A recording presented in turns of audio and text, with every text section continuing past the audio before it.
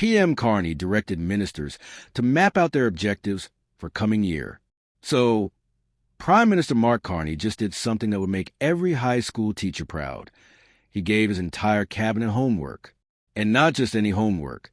We're talking about a 3 to 5 objective essay with appendices, measurable outcomes, and a rubric that would make your guidance counselor weep with joy. Forget policy announcements. Folks, we're living in the era of mission action plans. Buckle up, because Canadian governance just got a Trello board. What's up, Canada Bulletin fam? Welcome back to the channel, where we break down the bureaucratic madness, so you don't have to read 3-page letters obtained through access to information requests. Because let's be honest, nobody has time for that except us and some very dedicated journalists at the Canadian Press. Today, we're diving into a July 8th letter that Prime Minister Carney sent to every single cabinet minister and Secretary of State. And when I say sent, I mean he literally assigned them homework due in less than 3 weeks. July 28th, to be exact. That's like assigning a group project right before summer vacation and expecting everyone to actually contribute. Spoiler alert, they all turned it in. Let's unpack this beautiful disaster. Picture this. You're a cabinet minister. You got a portfolio. You've got responsibilities. You're already juggling more emails than a Nigerian prince's assistant. And then boom, the PM slides into your inbox with a letter that basically says, hey, tell me 3 to 5 things you're actually going to accomplish this year. Be specific. Show your work. Use existing resources. Due in 20 days. Thanks, bestie. The letter tells ministers they're expected and empowered to lead and bring new ideas, clear focus, and decisive action. Translation? I need receipts, people. Vague promises aren't going to cut it anymore. And here's the kicker. Ministers were explicitly told not to just copy-paste everything from the Liberal platform. You know someone was about to do that. Some ministers somewhere had a Control+C finger hovering over that platform document before they read the fine print. Refrain from listing all items from platform. Savage. Absolutely savage. But wait, because this isn't just about making a list and checking it twice. Oh no. Carney wanted the full business school treatment. So what exactly did these ministers have to submit? Let me break down this bureaucratic buffet. First, they needed to identify 3 to 5 key objectives. Not 10, not 1, 3 to 5. Goldilocks zone. Just right. Second, each objective needed a draft mission action plan. Yes, mission action plan is apparently a real thing we're calling government initiatives now. It sounds like something Tom Cruise would execute while dangling from a helicopter, but it's actually just policy with extra steps. Third, and this is where it gets spicy, they had to define the outcome, not the activity. The outcome, as in, what will Canadians actually feel as a result of this? The letter literally gives examples. Life is more affordable. Housing is within reach. Canadians are safe at home. You know what's not an acceptable outcome? We held 47 meetings and issued 12 grants. Nobody cares about your meetings, Gary.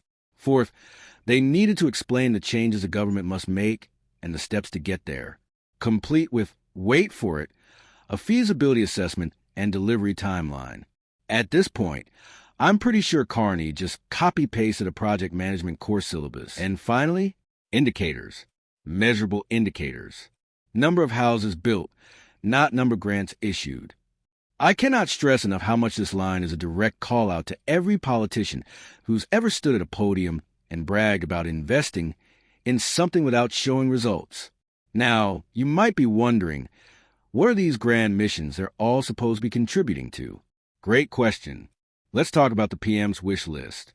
The letter outlines the government's core missions, and honestly, it reads like a to-do list written at 2 a.m. after 3 espressos and a concerning amount of optimism.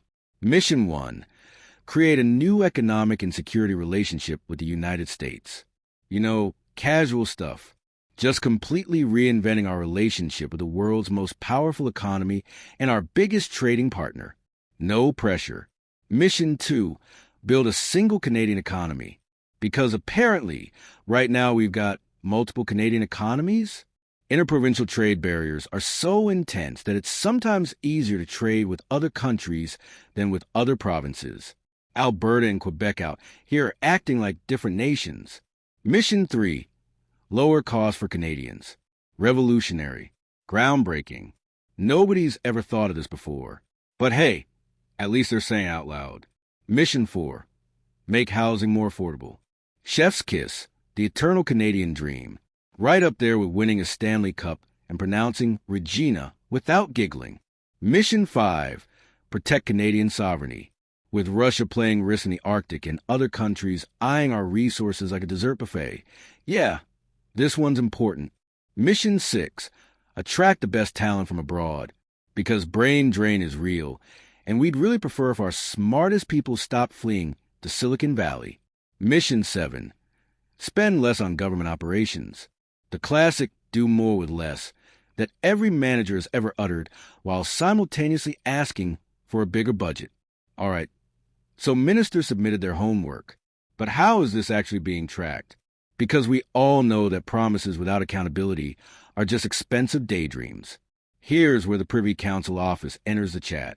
For those unfamiliar, the PCO is basically the Prime Minister's support system. The people who make sure the government machine keeps running and doesn't accidentally invade Saskatchewan. According to the letter, the PCO will be tracking outcomes, objectives, actions, and indicators. They'll share this with departments and monitor everything through cabinet committees. It's like having a really intense project manager who color codes their spreadsheets and sends passive-aggressive Slack messages when you're behind schedule. Cabinet committee chairs are responsible for flagging when action plans are off track. Translation, they're the snitches. And if something's really going wrong, it gets escalated to the Cabinet Committee on Priorities, Planning and Strategy, which sounds boring, but is actually where the real power moves happen. That committee will assess vulnerabilities and identify solutions with external expertise as required, which means if ministers can't figure out, they're calling in consultants. And we all know how well government consultant contracts go over with the public. Cough arrive can cough. Pierre Lambougeau from the PCO confirmed that all ministers and secretaries of state responded to the request. Everyone did their homework. Gold stars all around. These responses were used to develop advice for the government's fall session priorities, which were discussed at the Cabinet Planning Forum in early September. So what does all this mean for you, the average Canadian just trying to afford groceries and maybe someday own a home? Look, on paper, this all sounds exhausting.